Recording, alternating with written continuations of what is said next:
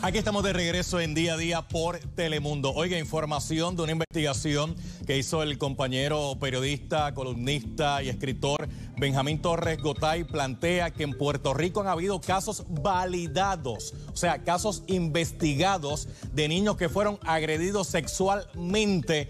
Oiga, y aquí no ha pasado nada. Prácticamente esos casos han quedado impunes porque las autoridades continúan pateando la lata y es imposible que en Puerto Rico ocurran estas cosas y que no hayan responsables. Alguien aquí tiene que dar explicaciones, alguien aquí tiene que explicarle al pueblo de Puerto Rico qué fue lo que pasó con estos casos, en qué etapa se encuentran. Y en el día de hoy hemos invitado a un panel que vamos a tener en el programa. Ya está conmigo a través de virtual Frida Jusino Sierra, a quien le agradezco que esté con nosotros. Bienvenida al programa, muy amable, muchas gracias por estar con nosotros. Sí, buenas tardes. ¿Cómo es posible que aquí estemos hablando casos validados, o sea, casos que se investigaron de agresiones sexuales contra prácticamente más de 500 niños y aquí no ha pasado nada? ¿Cómo es posible esto? Sí, esto se debe a la desarticulación, le podríamos decir, que tiene el Estado en estos momentos.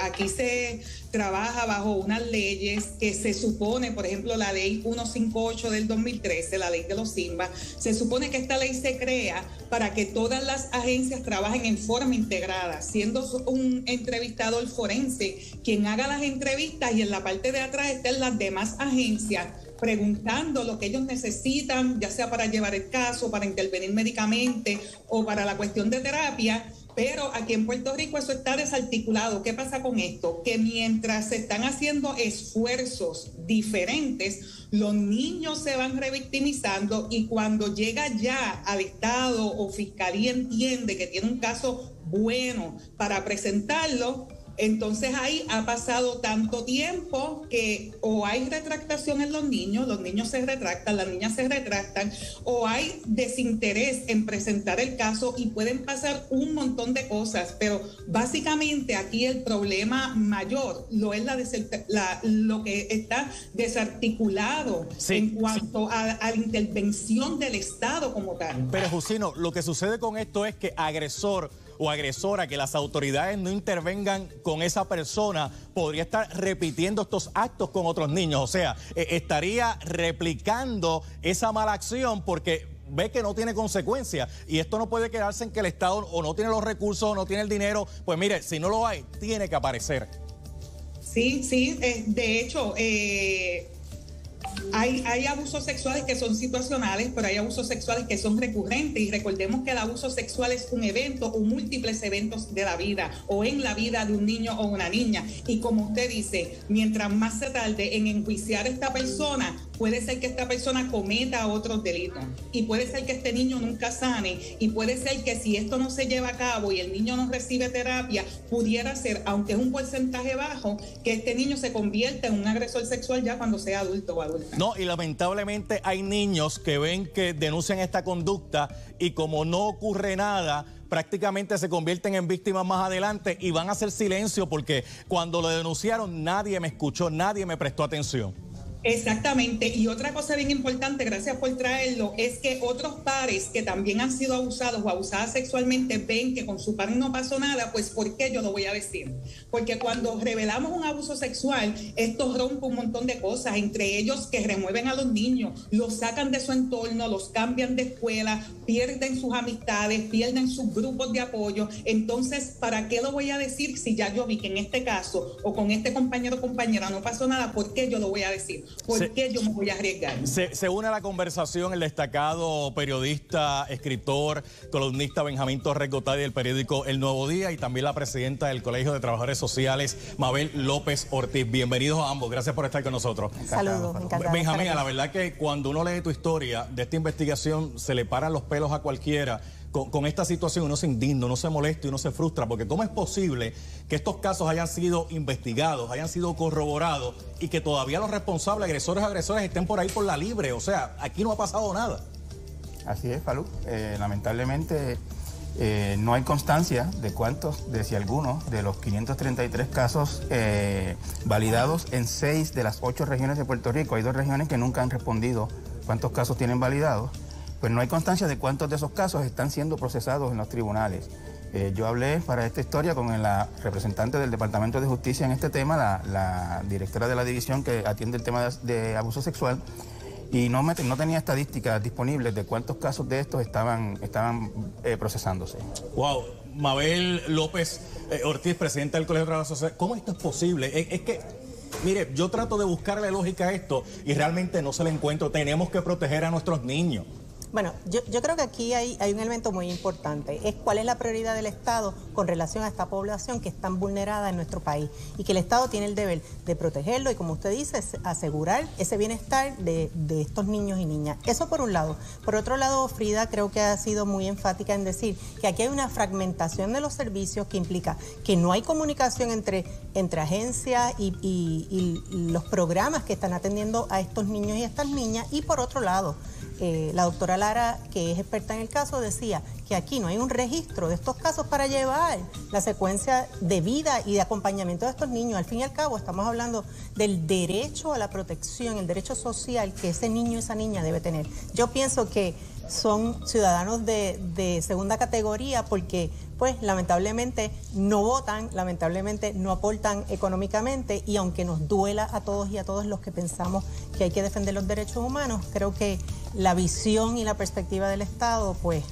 da cuenta de esto. Aquí en este panel hay 2 sillas adicionales. Posiblemente la gente ha estado viendo que hay 2 sillas adicionales que están ahora mismo desocupadas. En una de esas sillas se supone que estuviese sentado el secretario del Departamento de Justicia de Puerto Rico, Domingo Emanueli. En la otra silla se supone que estuviese sentada la secretaria del Departamento de la Familia, pero están desocupadas esas sillas, y eso lo que representa es el vacío del Estado en tomar con seriedad este asunto y, mire, y agarrar el toro por los cuernos, pero sin embargo no están aquí, Benjamín. Falú, es importante precisar que en el 2013, por ley, se crearon los centros integrados de manejo de servicios a víctimas de abuso sexual, que son los que se conocen como los CIMBAS, que tenían el propósito de evitar o de resolver una de las dificultades más grandes que tiene el manejo de casos de abuso sexual contra menores, que es la revictimización que se hace cuando a un niño se le hace repetir el trauma y lo que ocurrió en las múltiples instancias y etapas de un proceso judicial. Se supone que con estos testimonios que se recogían de estos niños por expertos en estos centros, se minimizara al máximo las veces que tienen que repetir eso. Eso no está ocurriendo. Lo que me dicen las personas que trabajan con esto es que el Departamento de Justicia y sus fiscales insisten en volver a interrogar a los niños en múltiples ocasiones, lo que los hace revivir el trauma y al final del día los convierte en muchos casos como testigos que no se pueden usar. Mabel López Ortiz, esas sillas desocupadas representan un vacío por parte del Estado en un tema que es fundamental para el pueblo de Puerto Rico, porque aquí estamos hablando de proteger a nuestros niños, de proteger a nuestras niñas y evitar que posibles agresores y agresoras estén por ahí por la calle cometiendo esos mismos actos contra otros niños indefensos. Sí, es la función y el deber del Estado, por un lado. El fenómeno del maltrato infantil y en este caso el abuso sexual es un fenómeno complejo que nos compromete a todos y todas, pero bien importante es que estos niños y estas niñas en la mayoría de los casos son víctimas de abusadores sexuales dentro del ámbito familiar, y en el contexto de la pandemia estos niños estuvieron mucho más expuestos, así que estas situaciones son complejas. Nosotros lo veníamos como organización denunciando que esto iba a suceder, que se requería atención en un país donde, y lo he dicho aquí en este programa varias veces, el plan de proyecto de país es de austeridad. Lamentablemente los recortes se ven en los servicios de nuestros niños, que son los más vulnerables. Bueno, Benjamín, en tu reportaje hay una narración de un caso de una niña que es víctima de violencia sexual, de agresión sexual. La niña tiene una orden de protección, no ocurrió nada con el padre, vuelven y se reúnen nuevamente y vuelve a ser agredida sexualmente. Claro. Hay una propuesta, Falú, de una senadora, entiendo que popular, Migdalia González, que está proponiendo que se establezcan órdenes de protección permanentes en situaciones en que hayan casos validados, aunque por X o Y razón no se haya podido completar el proceso en el tribunal. Esa es una propuesta que las personas con las que yo hablé en la preparación de esta historia me dijeron que era una buena propuesta, que merecía consideración, porque recuerda que los casos de abuso sexual contra menores se dan en 2 vías. La vía civil, que es la de las órdenes de protección, las remociones de custodia, etcétera, y la vía criminal, que es el caso ya penal por la agresión sexual que conlleva cárcel, etcétera, etcétera. Jusino, A la verdad que es doloroso saber que esto está ocurriendo en nuestra isla y que el Estado, pues lamentablemente, no es una prioridad en este momento ir tras esos agresores, tras esas agresoras. Mira, yo te diría, en Puerto Rico, lejos de contar con un sistema integrado para la atención del abuso sexual infanto-juvenil, lo que ha existido son múltiples sistemas paralelos, los cuales trabajan de forma inconexa, cada uno con sus propios objetivos particulares.